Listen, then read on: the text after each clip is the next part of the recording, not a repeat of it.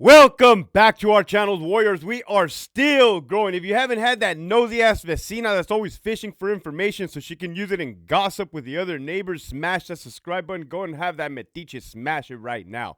First and foremost, let me give a shout out to the following patrons: Las Vegas Flights Live. Go check them out.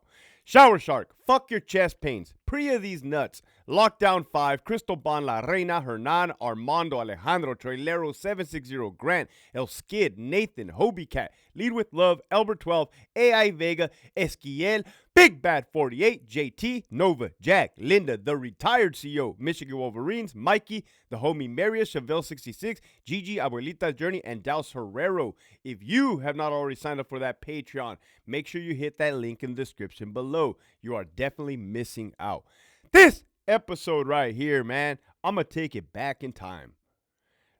Let's go back to the year 2008-ish. Give or take. 2008. Centinela State Prison.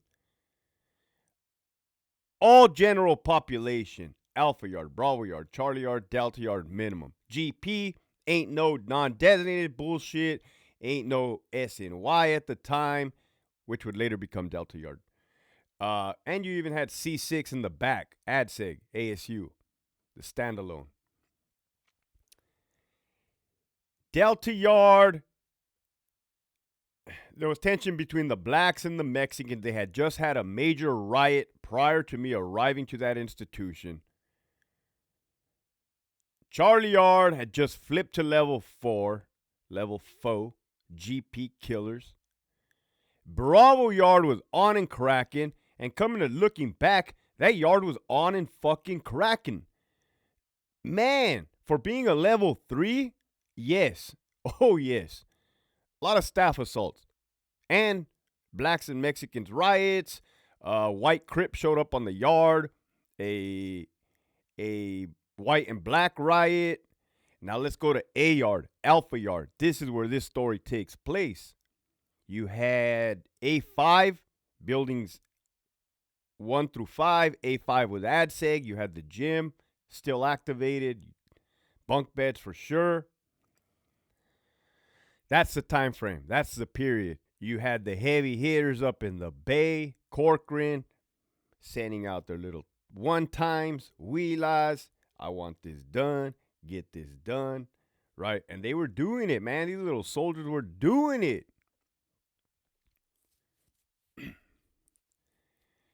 ISU, Investigative Services Unit, the Goon Squad, as you guys like to call them. At that time, because I've seen it change throughout the years, man. At that time, you had seasoned cops in there, seasoned officers who had put their time on the line. They knew what they were doing. And every time there was a code on a yard, ISU would respond to that yard. You hear Alpha Yard, put the yard down. 2-on-1. Right? No less. You had, on one side of the prison, you had central control. That's where everybody, the staff processes in to get to A Yard and B Yard. On the other side of the prison, you had complex control. Complex. And you can go into Charlie and Delta. Well, ISU had their little offices in their little area right there. So when the yard would go down, all they have to do is pop out that back door. You got visiting back doors too. But they had to pop it out the back door, and boom, there they are to the yard gate, whatever it is. Alpha gate, open it up. They'd be saying through a little speaker, right? That's Centinela. We'll stick with that. So it was common practice and normal program to see ISU responding. That was the norm. They come with a little backpack full of yellow caution tape. They come with a little placards that say,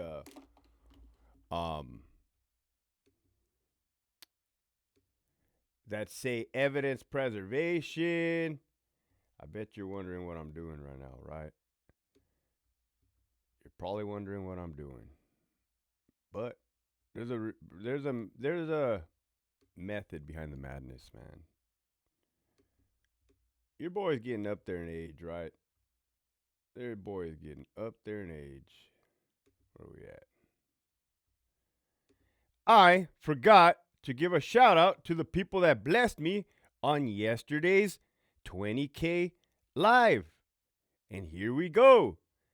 Lance, the Jabs, Junior, Vildemar, Julian, Louise, Abuelita's Journey, Drew Kell, the retired CEO, Big Joe 67, Esquiel, and Marius.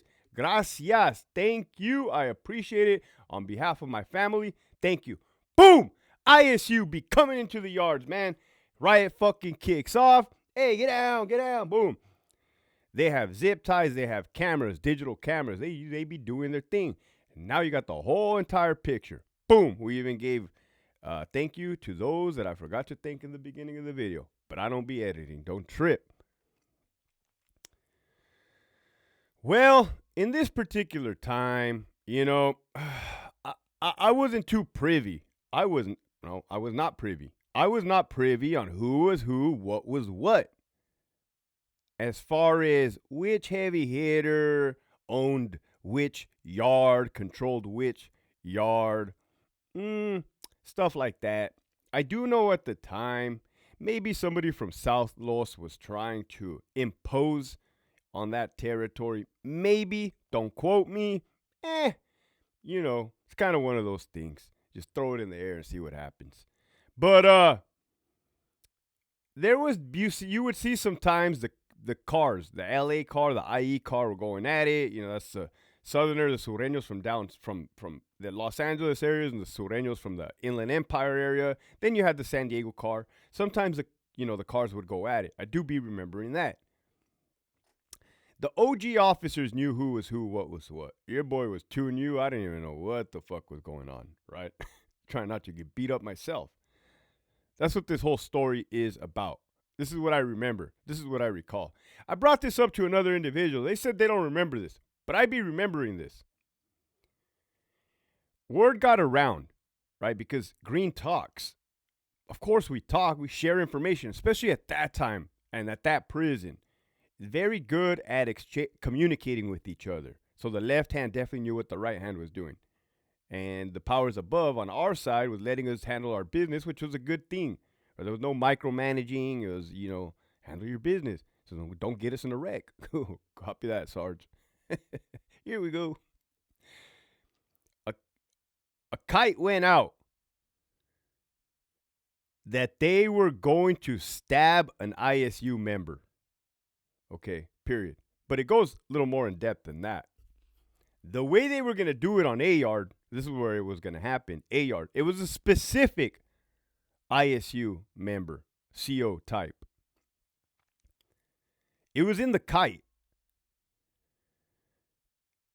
The Sureños were going to set up a one-on-one fight. I forgot. It was going to be in front of probably building 3, Alpha 3, Alpha 4. Forgot what you got over there. Handball court. I can't really recall the layout of the fucking prison.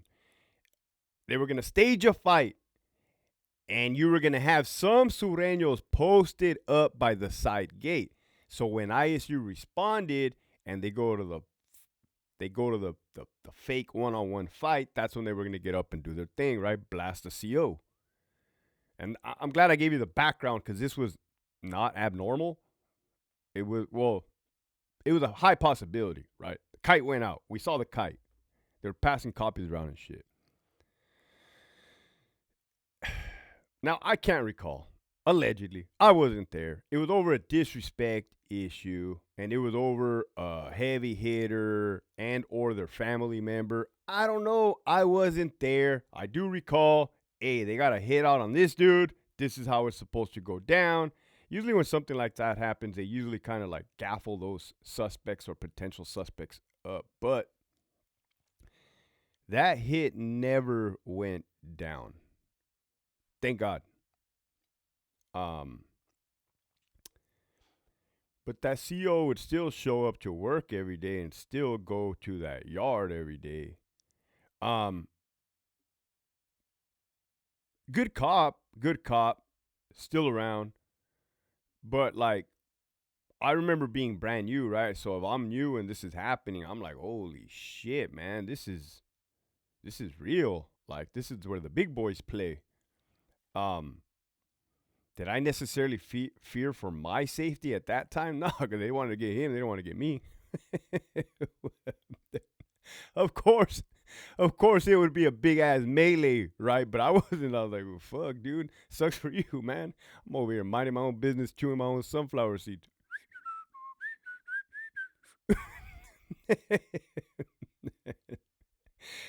Oh, shit. But I just wanted to tell you guys that's what that looked like at that time at that prison. Um,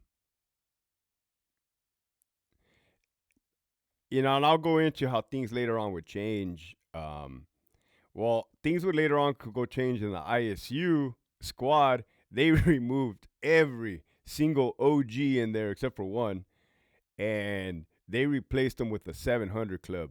Right, that was the 700 seniority numbers and above, like pescaditos, brand new. It even got to the point where I had aspired to be in the ISU, and I saw they were picking up new guys like me, and I'm like, oh, I don't want to be part of that. Nah, man, I want to be part of the old regime, right? Like, the fuck? I don't want to be the laughing stock of the prison. That's what they became, the laughing stock of the prison. Um, you know, and it didn't, for some guys that, they put the black patches on, I said it before, they forget who you are. They stop telling you hi on the yard. They think they're a cut above the rest. But then when they get shit canned from the unit, they want to be like, hey, what's up, guys? You're looking at them like, motherfucker, how many times you give me the damn cold shoulder when you were fucking squad? Anyhow, so that changed, right? Then I go to Donovan, 7 years, right? Because I was at Donovan for 8 years.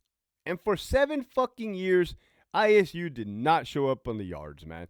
Evidence preservation at Donovan was fucking non-existent, man. You murder motherfuckers on the yard because I seen it. Hey, put them in handcuffs, take them to the hole. Just get the weapon, put it in central control. Like, minimal, like non-existent pictures.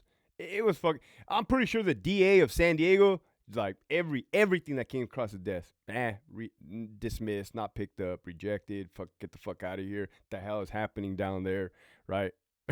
Put it in the RJD filing cabinet, Bill. Got you, sir. Right, shit like that. So that changed. I mean, the ones that knew, right? The ones that came from Calipat, the one that came from Salinas, the one that came from Centinela, possibly even Ironwood. I was never there, but they knew how to conduct evidence preservation. So that's that little spill on how the ISU guy damn near got fucking murdered to death on the yard. The plan was foiled. The plan never fell through, which is great. It's a miracle right now. What would it have been for? What would it have been for? Look at how things are now. So the message for today is, man, number one, I didn't know who was who, what was what. It's important to learn who's who, what's what. That's number one, looking back in hindsight. As far as my physical fitness at the time, I mean, I wasn't at my peak Army days because I was, a little chubby in 08, making that good money, eating that good food, drinking that good beer at that time. But I was physically fit enough to be able to hold my own until the rest of the cavalry came, right? Physical fitness, what did I say? Learn everything, number one. Be physically fit, number two. Number three is, man, times are going to change, right? What do they say? The same man never steps into the same river twice, for it is not the same man, it is not the same river. With that, keep pushing forward.